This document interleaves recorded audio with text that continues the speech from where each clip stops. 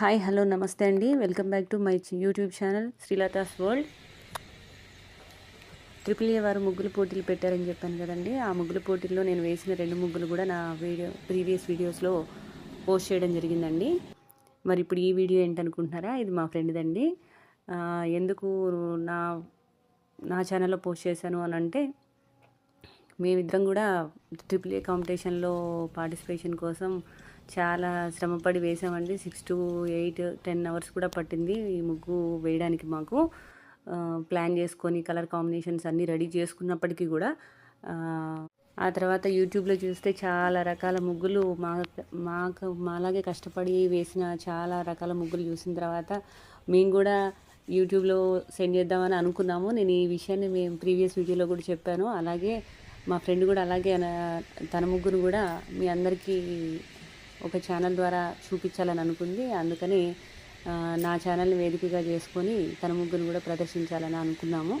మీ ఒపీనియన్ని కామెంట్స్లో తెలియజేయండి.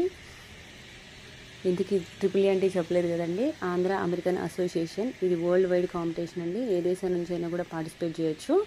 మన ఆంధ్ర తెలంగాణ నుంచి కూడా చాలామంది పార్టిసిపేట్ చేశారు. చాలా రకాల ముగ్గులు కూడా వేసి ఉన్నాయండి యూట్యూబ్లో.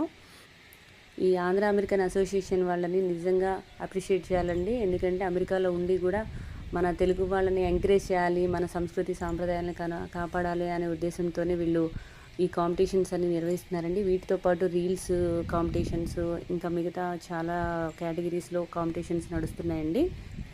ఈ కాంపిటీషన్స్ వల్ల మనం ఎంతో కొంత నేర్చుకుంటామండి. అది కంపల్సరీగా. మేము కూడా స్టార్ట్ చేసేటప్పుడు వర్క్ బిజీలో